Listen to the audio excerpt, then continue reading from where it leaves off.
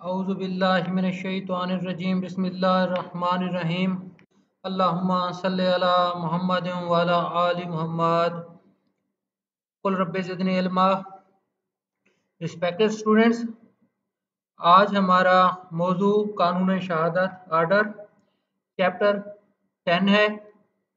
Articles इसके आज हम ज़ेरे बहस लेंगे 130 से लेकर 135 तक, मतलब 130 से 135 तक आज हम आर्टिकल्स पढ़ेंगे। पहले आप लोगों को मैसेज कन्वे कर चुका हूँ कि आज का हमारा लेक्चर बहुत ही ज़्यादा अहमियत का हामिल है। मुख्तलिफ इसकी वजूहात हैं, वो इंशाल्लाह ताला आप लोग दौरान लेक्चर समझ जाएंगे, सुनेंगे। तो हस्बे रिवायत कानून शहादत आर्डर, जैसा कि आप लोगों को साबका दर्स थोड़ा बहुत बता देता हूँ, रिवीजन हो जाती है कि कानून शहादत आर्डर क्या है। आप लोगों को बताया था कि ये एक ऐसा कानून है जिस पर अमल करना अदालतों पर वाजिब है। इंतहाई सादा अल्फाज में इस पर इसकी बाबत कुछ ऐसे कहूँगा कि इंसानी जिस्म की मिसाल हम लेते हैं, पहले भी कई दफ़ा बता चुका हूँ कि जो हमारा दिमाग है जिसे अक्ल कहा जाता है, आज़ाए रईसा जो इंतहाई इंसान के अहम आज़ा हैं, दिमाग उनमें शामिल है। अमूमी तौर पर अक्ल इसे कहते हैं कि जी इस बंदे में कितनी अक्ल है, थोड़ी अक्ल है, ज़्यादा अक्ल है। जनरल सेंस में मतलब होता है ज़्यादा दिमाग है या थोड़ा दिमाग है। अब इंसानी जिस्म को मुकम्मल कंट्रोल अक्ल सलीम करती है। अक्ल सलीम किसे कहा जाता है? किसी भी इंसान की समझ-बूझ कि वो कितना इंसान समझदार है, इस बाबत अक्ल सलीम का आसरा सहारा लिया जाता है। इंसान के अक़वाल, इंसान का अमल, सोच, तर्ज अमल, कोई भी इंसान की एक्टिविटी इसी से रेगुलेट होती है, अकल से। मसलन के किरदार है, एक्ट है इंसान का, चलना फिरना, कब कहाँ जाता है, किस तरह अमल करता है, पहले वो अपने दिमाग से अकल से फैसला करता है।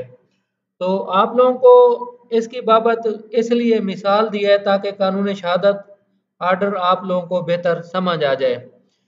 अब ये कानून शहादत आर्डर को हम सुल्तानी कानून कह सकते हैं। कैसे? कानून रईसा भी इसे कह सकते हैं। इसकी बहुत बड़ी मेरे पास दलील है। दलील की रोशनी में इंशाल्लाह ताला आज हम ऑनरेबल हाई कोर्ट कराची का फैसला, जिसमें मुख्तलिफ चीज़ें डिस्कस की गई हैं, हद से ज़्यादा अहमियत का है, उसमें हम डिस्कस करेंगे। तो मैं आप लोगों को बता रहा था कि कानून शहादत आर्डर कानून सुल्तानी है, कानून रईसा है, इसकी अदालतें पाबंद हैं। अगर इस कानून पर अमल नहीं किया गया तो इंसाफ नहीं हुआ, डी नोवो ट्रायल का हुक्म हो जाता है। अब इसको आप थोड़ा सा इस लिहाज से देखें, मैं मिसाल देता हूँ और समझने के लिए। आप लोगों ने बहुत पुरानी कहावत है सुनी होगी कि जब मछली गलना शुरू होती है, सबसे पहले वो सर से गलना शुरू होती है। क्या मतलब है? अमूमी तौर पर जो साहिब मंतिक हैं, जो साहिब अकल लोग हैं, वो कहते हैं कि जब इंसान का दिमाग, वो इस सेंस में लेते हैं कि जब इंसान बुरे अफ़ाल शुरू करता है, बुरी सोच, बद आमाल, तो सबसे पहले उसका दिमाग खराब होता है। दिमाग खराब इस सेंस में कह रहे हैं कि उसमें मनफी सोच आ जाती है। मेरे मोहतरम तालिब इल्म दोस्तों, इंसान की जो हज़रत अली का कौल है कि अपने ख्यालात को पाकीज़ा रखें, अपनी सोच को पाकीज़ा रखें। जब आपके ख्यालात, आपकी सोच पाकीज़ा होगी तो आपके आमाल पाकीज़ा होंगे। जब आमाल पाकीज़ा होंगे तो किरदार आप लोगों का पाकीज़ा होगा। अल्लाह रब्बुल इज़्ज़त की अमानत है हमारी जान, हमारा किरदार। अगर हम अल्लाह रब्बुल इज़्ज़त के हुक्म के ताबे अपनी ज़िंदगी गुजारेंगे तो इस दुनिया में भी हम कामयाब हैं और आखिरत में भी हम लोग कामयाब हैं। तो अब हम आते हैं अपने असल मौजू की तरफ। स्लाइड से आप लोगों ने देख लिया कि दौरान गवाही जज की जिम्मेदारी। जज साहब की जिम्मेदारी क्या है? दौरान गवाही से क्या मुराद लिया गया है? आप दूसरी आप स्लाइड में नीचे देखें, स्लाइड एक ही है लेकिन इसकी दूसरी हेडिंग फौजदारी मुकदमा का ट्रायल। आज हमारे आर्टिकल्स हैं 130 से लेकर 135 तक। अब ये आर्टिकल्स किस चीज को डील करते हैं या इन आर्टिकल्स में किस चीज पर बहस की गई है? अब 130 को आप देखें, 130 को, order of production and examination of witnesses. गवाहन की तरतीब कैसे होगी और उनकी शहादत लेने का तरीकाकार क्या होगा?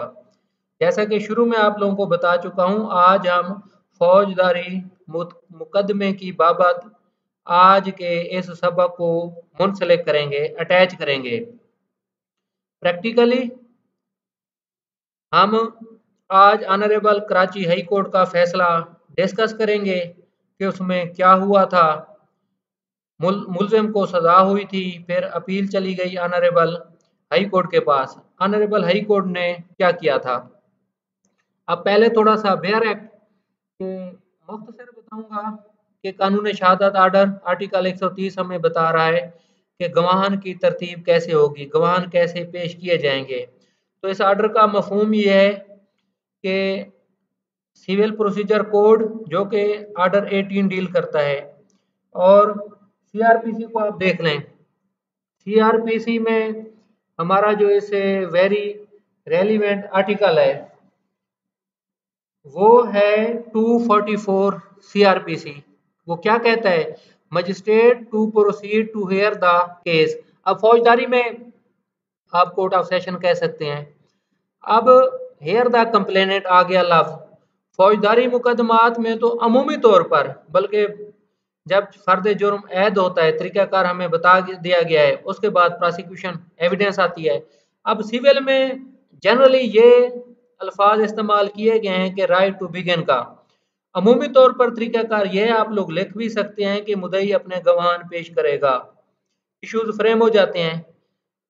मुद्दा क्या करेगा? डिफेंडेंट अगर वो एडमिट कर लेता है मुदई का क्लेम, अदरवाइज वो अपने इश्यूज की बाबत बहस करते हैं। उनके वकील साहब वो ये कहते हैं कि जी हमारा हक है पहले शहादत पेश करने का। वो इंशाल्लाह ताला रेलिवेंट अगर अल्लाह ने कभी मौका दिया तो उस पर डिटेल हम बाद में जाएंगे। लेकिन सिंपल आप ये देख लें, 130 ये कहता है कि जो लॉ रेगुलेट करता है क्रिमिनल केसेस को और सिविल केसेस को, आप उसके मुताबिक जाएंगे। वो मैं आप लोगों को रेफरेंस दे चुका हूं दोनों का। अब हमारा आर्टिकल 131 क्या कहता है कि जज to decide as to admissibility of evidence. Very simple कि जब गवाहान पेश किए जाएंगे, जज साहब एग्जामिन करेंगे गवाहान को। एग्जामिन से मुराद के लिस्ट ऑफ विटनेसेस देखेंगे। अगर फौजदारी मुकदमा है तो चलान में तरतीब देखेंगे, और वो ये इस्तफसार कर भी सकते हैं क्वेश्चन कि जी इस गवाह का ज़रूरी होना क्यों है, या ये ज़रूरी गवाह है। तो पार्टी इससे मुतमईन कर सकती है, उनके वकील साहब। बस जनरली उनके यही आर्गूमेंट्स होते हैं कि जी ये हमारा इंतहाई अहम गवाह है, इसकी वजह से हम अपने मुकदमे को साबित करेंगे। इसी तरह जो डिफेंस है, अगर फौजदारी में अगर वो शहादत में आते हैं तो ये चीज़ें बाद में देखी जाएंगी। अब उसके बाद हमारा इंतहाई अहम आर्टिकल 132। अब हम 132 को देखेंगे अच्छे तरीके से, उसके बाद 133 को देखेंगे। उसके बाद हमारा आर्टिकल है 134 क्रॉस एग्जामिनेशन को डील करता है। अब 135 है विटनेसेस टू करेक्टर। अब आर्टिकल को अच्छे तरीके से आप लोग खुद भी पढ़ लेंगे, लेकिन लेक्चर का असल मकसद होता है आप लोगों को अंडरस्टैंडिंग देना, आप लोगों को अच्छे तरीके से समझाना। अब नेक्स्ट आप स्लाइड देखें, आ रही है एग्जामिनेशन इन चीफ, उर्दू में हम कहते हैं इब्तदाई बयान। अब जो स्टेजेस हैं क्रिमिनल ट्रायल में गवाहन की, अब शहादत पेश होनी है, उस पर फैसला आना है कि क्या फैसला आता है। लेकिन शहादत पेश करने का कानून ने एक बाकायदा तरीक़ाकार बयान किया गया है। वेरी सिंपल, आप लोगों को फौजदारी मुकदमे की फैक्ट्स बताऊंगा, वो इस तरह के किस तरह फौजदारी मुकदमे में ट्रायल होता है। आप लोग पढ़ चुके हैं, इतना आप लोगों को माशाल्लाह है पता कि सबसे पहले अमूमी तौर पर हमारे यहाँ एफआईआर होती है थाने में कॉग्निजेबल ऑफेंस की। एफआईआर हो गई, उसके बाद इन्वेस्टिगेशन होती है। इन्वेस्टिगेशन के बाद जो उसका रिजल्ट होता है वो चालान की शक्ल में प्रोसिक्यूशन डिपार्टमेंट के पास आता है, वो फिर अदालत को भेज देते हैं। अब अदालत चालान को देखती है, उसके मुख्तलिफ कॉलम्स होते हैं। जनरली अगर अक्यूज कॉलम नंबर 3 या 4 में है तो जज साहब उसे एग्जामिन करते हैं, चालान को देखते हैं। अंडर सेक्शन 204 वो तलबी कर लेते हैं अक्यूज को। अक्यूज आ जाता है, पेश हो जाता है। अगर बर जमानत है तो घर से उसकी तामील की जाती है, अगर जेल में है तो जेल से उसकी तामील की जाती है। उसके बाद मुलजिम को नकूल तकसीम की जाती हैं। ट्रायल वाले चैप्टर में बयान किया गया है कि उसके साथ क्या क्या कापीज होती हैं। अब सप्लाई ऑफ डॉक्यूमेंट्स हो गए अक्यूज को, उसके बाद फिर पेशी दी जाती है। जनरली 7 दिन से ज़्यादा, 8 दिन रख लें आप, 10 दिन रख लें, मिसाल दे रहा हूँ। जब मुलजिम आ जाता है तो उस पर फर्द जुर्म ऐद किया जाता है। फ्रेमिंग ऑफ चार्ज हम जनरली कहते हैं। उसमें प्रोसीजर तरीक़ाकार 221 से 240 तक जनरली सीआरपीसी में बयान किया गया है कि फ़र्द जुर्म क्या होता है, किस तरीके से ऐद किया जाएगा। उसमें स्टेटमेंट होती है कि डू यू प्लीड गिल्टी। आखिर में जज साहब उससे ये इस्तफसार करते हैं, सवाल करते हैं। जनरली मुलजिम कहता है नो। उसके बाद प्रोसिक्यूशन एविडेंस से शुरू हो जाती है। तलब कर लेते हैं जज साहब के प्रोसिक्यूशन नेक्स्ट पेशी पर अपने गवाहान ले आए। अब इनके गवाहान कौन होते हैं? मुस्तगीज होता है, चशमदीद गवाहान होते हैं। अगर हार्ट केस वगैरह है तो डॉक्टर होता है। अगर 302 का है पोस्टमार्टम। अगर मकतूल खातून है तो लेडी डॉक्टर अमूमी तौर पर आती है बतौर विटनेस। थानेदार आता है और भी गवाहान डॉक्टर साहब आ जाते हैं। अब जो पहली स्टेज है जो मैं आप लोगों को बता रहा हूँ, एग्जामिनेशन इन चीफ क्या होता है, गौर से सुन लें। एग्जामिनेशन इन चीफ का मकसद होता है कि जो इस्तगासा की कहानी है, गवाह जो बयान कलमबंद करना चाहता है, जज साहब के नोटिस में उस गवाह की बाबत आ जाए कि ये गवाह क्या कहना चाहता है। या आप इसको ऐसे समझें कि जज साहब के नोटिस में मुस्तगीज का केस आ जाता है कि इसका केस क्या है। PW1 प्रोसिक्यूशन विटनेस 1 इसकी तरतीब है। हम PW1 अदालत में आप लोगों ने फाइल देखी होंगी, इस तरतीब से गवाह लिखे जाते हैं। अब मैं मिसाल दे रहा हूँ जी, मुस्तगीज है। अब एग्जामिनेशन इन चीफ की आप डेफिनेशन में देखेंगे, ये जो मुस्तगीज के वकील साहब हैं वो एग्जामिनेशन इन चीफ अपने विटनेस का कराते हैं। अब अपने आप को ज़रा इमेजिन करें, आप लोग अदालत में बैठे हैं या आप लोग वकील हैं मुस्तगीज के, तो कोर्ट में आप लोग पेश हो गए। अब कोर्ट में पेश हो गए, गवाह जज साहब पूछते हैं हाँ जी प्रोसिक्यूशन एविडेंस केस कॉल होता है, तो आप बतौर कौंसल मुस्तगीज गवाह के साथ अदालत में खड़े हैं, साथ ADPP साहब खड़े हैं और साथ ही कौंसल डिफेंस कौंसल खड़े हैं। कौंसल ये सफाई जिन्हें कहा जाता है, मुल्जमान या मुलजिम खड़ा होता है। तो जज साहब कहते हैं हाँ जी एग्जामिनेशन चीफ शुरू करें। तो आप लोग जो कौंसल के जो मुस्तगीज के कौंसल हैं वो कहते हैं कि जी सर करें शुरू। अब एग्जामिनेशन इन चीफ का तरीक़ाकार ये होता है कि वकील साहब ने पहले तैयारी कराई होती है। हालांकि जनरली हमारे यहाँ प्रोसिक्यूटर साहब की ज़िम्मेदारी है, वो तैनात होते हैं अदालतों में, उनको कराना चाहिए। लेकिन अमूमी तौर पर जो हमारे यहाँ प्रैक्टिस चल रही है तो वो प्राइवेट वकील रख लेते हैं। तो एडीपीपी साहब मौजूद होते हैं, लेकिन शहादत प्राइवेट वकील साहब ही कराते हैं मुस्तगीस की। अब इमेजिन करें, इस वजह से मैं आप लोगों को कह रहा हूँ कि आप लोगों को समझ इसकी सही आ जाए। अब जी एग्जामिनेशन चीफ कैसे शुरू होगा, इस पर बहुत ज़्यादा गौर करें। सामने जज साहब बैठे हैं, पार्टीज वकला साहबान खड़े हैं। अब वकील मुस्तगीस ने जो London council for the complainant है, उन्होंने प्रिपरेशन पहले तैयारी कराई होती है अपने गवाह को जो PW1 पेश हो रहा है। अब पहले उसे हलफ ले लेते हैं, हलफ के बाद फिर अमूमी तौर पर वकील साहब पूछते हैं गवाह से, हाँ जी आपका नाम क्या है। अब जज साहब जनरली अपने हाथ से शहादत लिखना शुरू कर देते हैं। अब मिसाल समझें, और हकीकत भी ऐसे होता है उर्दू में। अब जज साहब के पास जुडिशल फाइल है, सफ़ेद कागज़ रीडर साहब ने उन्हें दे दिए। जज साहब ने केस का टाइटल लिखा, उसके नीचे ऑफेंस पुलिस स्टेशन वगैरह लिख लिए।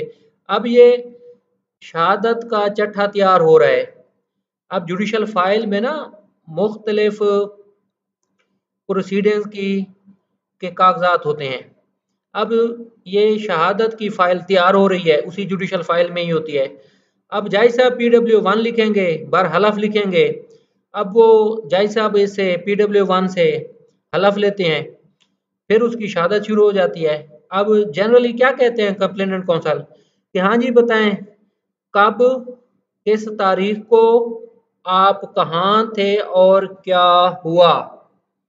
अब ये वेरी सिंपल सवाल है, तो गवाह बताना शुरू कर देता है। उसके बाद फिर वकील साहब कहते हैं कि हाँ जी बताएं फिर क्या हुआ, फिर क्या हुआ। इस पर कुछ रेस्ट्रिक्शंस हैं। रेस्ट्रिक्शंस ये हैं कि वकील मुस्तगीस लुकमा नहीं दे सकते। लुकमे से मुराद ये है कि कोई ऐसी चीज़ या बात जो गवाह नहीं बता रहा, क्योंकि गवाह अमूमी तौर पर मौके के होते हैं, उन्होंने वकूए को अच्छे तरीके से देखा होता है। तो ये रेस्ट्रिक्शन है एग्जामिनेशन इन चीफ पर। मैं मिसाल आप लोगों को देता हूँ कि गवाह क्या बयान कर रहा है। गवाह बयान कर रहा है कि जी फलां तारीख को इतने बजे फलां जगह मैं मौके पर पहुंचा, तो मैंने अपनी आंखों से मुलजिम को भागते हुए देखा, उसके हाथ में खून आलूद छुरी थी। जज साहब ने ये बयान लिख लिया। उसके बाद गवाह साहब फरमाते हैं कि जी फिर पुलिस आ गई। अब दरमियान में वो छोड़ गया है। क्या मैं मिसाल दे रहा हूँ कि जी और भी गवाह आए, मुलजिम ने छुरी हाथ में पकड़ी हुई थी, तो उसने कोई और दरवाज़ा खोला किसी कमरे का, घर का सपोज वाकया है। अब वकील जो कौंसल मुस्तगीस हैं, उनको उसको ये अपने गवाह को ये नहीं बता सकते कि भाई आप ये बात छोड़ गए हैं कि आपने ये क्यों नहीं बताया। ये रेस्ट्रिक्शंस हैं, लिमिटेशंस हैं एग्जामिनेशन इन चीफ के मरले पर। अब PW1 का बयान हो गया, जिसे हम एग्जामिनेशन इन चीफ कहते हैं। उसके बाद जो जनरली प्रैक्टिस है, कौंसल मुस्तगीस अपने दूसरे गवाह को बुला लेते हैं। अब दूसरा गवाह आ जाता है, वो भी PW1 चशमदीद गवाह होता है। इसी तरह जिस तरह मैं आप लोगों को बता रहा हूँ एग्जामिनेशन इन चीफ, ये जी सबका कलम बंद हो जाता है। अब इसमें आप लोग एग्जिबिट का तरीका ज़रा समझ लें। एग्जामिनेशन इन चीफ में ही एग्जिबिट आता है। हालांकि आज का हमारा प्योर टॉपिक है कानून शहादत का, लेकिन मेरे बहुत ही मोहतरम बहन भाइयों, जब तक आप लोगों को प्रैक्टिकली इलस्ट्रेट ना किया जाए, प्रैक्टिकली ना बताया जाए, आप लोगों को इसका सही कंसेप्ट समझ नहीं आएगा। इंशाल्लाह ताला जब आप लोग एग्जामिनेशन सेंटर में बैठेंगे, यही बात जो आप लोगों से मैं गुजारिशात कर रहा हूँ आप लोगों के सामने होंगी, तो आप लोग इंशाल्लाह ताला अच्छे तरीके से इस मौजू को लिख सकेंगे। तो एग्जिबिट पता है मीनवाइल क्या होता है। अब वो मुस्तगीस भी है, कहता है कि जी मैं वहां जगह पहुंचा, तो देखा कि वो मुलजिम भाग रहा था, डेड बॉडीज पड़ी थी। उसके बाद फिर मैं थाने आ गया। थाने में मैंने बताया तो उन्होंने कहा कि जी आप दरख्वास्त लिख के दें। तो फिर मैंने अपने हाथ से दरख्वास्त लिखी, उसके नीचे अपने सहन अंगूठा किया। फिर एसएचओ साहब थाने पे मौजूद थे तो उन्होंने मुझे पढ़ के सुनाई, तो एफआईआर रजिस्टर्ड हो गई। जो मैंने थाने में दरख्वास्त दी थी, अब वो जुडिशल फाइल में होती है जज साहब के सामने असल चालान में, तो वो जज साहब मुस्तगीस को वो फाइल दे देते हैं। तो अमूमी तौर पर पूछ लेते हैं कि हाँ भाई ये दरखास्त आपकी है, यही आपने थाने दी थी? वो कहते हैं हाँ जी यही दी थी। इसे एग्जिबिट लगाया जाता है। किसको? दरखास्त अंदराज पर्चा को। इसके बाद एग्जिबिट क्या होता है इसके बयान पर मैं मिसाल दे रहा हूँ। अगर मुलजिम बाद में गिरफ्तार हो गया ड्यूरिंग इन्वेस्टिगेशन, अब उससे रिकवरी होती है। रिकवरी का अगर ये मुस्तगीस गवाह है तो रिकवरी मीमो भी इसके सामने रखा जाता है। जुडिशल फाइल में चलान के जो डॉक्यूमेंट्स होते हैं उसमें शामिल होता है ये। और भी दीगर दस्तावेजात आप मिसाल मैंने आपको दी है। अब हर केस के अपने हालात व वाकयात होते हैं। एक बात ये हो गई। PW1 की मिसाल दी है। PW1 चशमदीद है, वो रिकवरी का गवाह भी हो सकता है। वो सारी बात जज साहब को बताएगा। फिर उसके भी अगर साइन होने हुए एग्जिबिट कोई डॉक्यूमेंट है वो हो जाता है। अब ये एग्जामिनेशन इन चीफ हो गया तमाम गवाहान का मुकम्मल।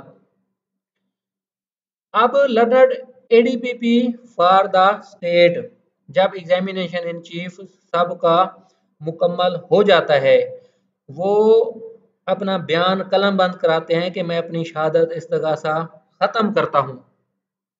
वो अपनी शहादत इस्तगासा ख़त्म कर देते हैं। उसके बाद क्रॉस एग्जामिनेशन शुरू हो जाता है। अब क्रॉस एग्जामिनेशन हमेशा मुखालिफ वकील करता है। मुखालिफ वकील क्रॉस एग्जामिनेशन कैसे करता है? मकसद क्या होता है? मकसद होता है हक सच पर पहुंचना। जो हकीकत है उस पर पहुंचना मकसद होता है कि वकूआ कब हुआ, कैसे हुआ, ये मौके का गवाह था या नहीं था। अब क्रॉस एग्जामिनेशन में अमूमी तौर पर कोई रेस्ट्रिक्शन नहीं है। हाँ लेकिन कुछ रेस्ट्रिक्शन है। उस गवाह की बेइज्जती ना की जाए, कोई ऐसे सवाल ना किए जाएं जो इखलाकन मुनासिब ना हो। अब वकील साहब पर जनरली कादगान पाबंदी नहीं लगाई जा सकती, क्योंकि देखे ना क्रॉस एग्जामिन जिंदगियों का मामला होता है। जैसे वकील साहब अपने हिसाब से तैयारी करके आते हैं। जनरली जो रेलिवेंसी वो किसी ना किसी वाकया को, किसी ना किसी चीज को रिलेट करने की कोशिश करते हैं। जनरली ये लगता है कि पता नहीं ये वकील साहब सवाल क्यों कर रहे हैं, लेकिन उसके पीछे बहुत बड़ा मकसद होता है और वकील साहब उस मकसद तक पहुंच भी जाते हैं। अब ये होता है जी क्रॉस एग्जामिनेशन। अब क्रॉस एग्जामिनेशन में वही गवाहान आ गए, उन पर वकील मुखालिफ ने सवालात पूछ लिए। अब उसके बाद तीसरी चीज आ गई। तीसरी चीज क्या आ गई? Re examination. री एग्जामिनेशन क्या होता है आगे ना, नेक्स्ट हम इंशाल्लाह ताला अब मुताला करते हैं इसका नेक्स्ट का, वो भी आप लोगों के इल्म में आ जाएगा केस लॉ की मदद से। लेकिन जनरली पहले आप लोगों को थोड़ा सा व्यू दे दूं ना, ताकि फिर केस लॉ हमें इंशाल्लाह ताला पढ़ने में बहुत आसानी हो जाए। अब री एग्जामिनेशन कौन सी पार्टी करती है? री एग्जामिनेशन हमेशा वही पार्टी करती है जिसने एग्जामिनेशन चीफ किया। अपने गवाह को री एग्जामिन करना, उर्दू में इसे हम मुकर्रर कहते हैं। मुकर्रर का अमूमी तौर पर दोबारा। अब उसका दोबारा बयान लिया जाता है, दोबारा उसकी शहादत ली जाती है। अब उसका मकसद क्या होता है? अब जरा के दौरान ड्यूरिंग क्रॉस एग्जामिनेशन कोई नया फैक्ट आ गया। अब जो गवाह है उसे ड्यूरिंग एग्जामिनेशन क्रॉस एग्जामिनेशन वकील मुखालिफ ने कोई ऐसा सवाल पूछ लिया तो उन्होंने उसका जवाब दिया। लेकिन इसी दौरान फिर जो कौंसल होते हैं, जब क्रॉस एग्जामिनेशन खत्म हो जाता है तो वो कौंसल मुस्तगीस जज साहब को दरखास्त देते हैं कि सर ड्यूरिंग क्रॉस एग्जामिनेशन ये सवाल आ गया था, अगरचे गवाह ने जवाब दिया है लेकिन इसकी बाबत री एग्जामिन होना लाजमी है। मिसाल दे रहा हूँ आप लोगों को अच्छे तरीके से समझ आ जाएगी। सपोज केस है 489 एफ का। 489 एफ का है केस। अब क्लेम है 7 लाख का मुस्तगीस का। अब चेक डिसऑनर हुआ है 5 लाख का। अब मुस्तगीस के एफआईआर में ये था कि जी 5 लाख का तो ये चेक था, लेकिन 2 लाख रुपए उसने उसे मुझसे पहले भी लिए हुए थे इन गवाहान की मौजूदगी में। अब उसका चीफ हुआ सिर्फ 5 लाख की हद तक, लेकिन जरा में वकील साहब ने पूछ लिया कि जी जो 2 लाख आपका और था उसकी बाबत आपका जो बयान है वो गलत है। अब ये एक ऐसी इनोसेंस चीज आ गई, गवाह ने उसका दुरुस्त जवाब भी दे दिया, लेकिन इसको क्लैरिफाई करने के लिए एक मुबहम चीज अब हाम पैदा हो गया है, एक वेगनेस पैदा हो गई है। उसको दूर करने के लिए उस गवाह को री एग्जामिन किया जाता है। जब री एग्जामिन कर लेते हैं उस पर फिर जरा होती है, क्रॉस एग्जामिन करते हैं, री क्रॉस एग्जामिन आप कह सकते हैं, वो कौंसल सफाई करते हैं। अब ये 3 मैंने आप लोगों को मरले बताए हैं, examination in chief, cross examination और री एग्जामिनेशन। अब ये हमारा अल्हम्दुलिल्लाह क्यूएसओ का था इंट्रोडक्टरी। इंट्रोडक्टरी आज अभी इस हद तक है। उसके बाद मैं नेक्स्ट आप लोगों को इंशाल्लाह ताला आज की डेट में दोबारा लेक्चर रिकॉर्ड करके भेजता हूँ, ताकि आप लोगों को इसके समझने वगैरह में बहुत आसानी हो जाए। अल्लाह पाक आप लोगों का हामी और नासिर हो। बहुत शुक्रिया। अल्लाह हाफिज़।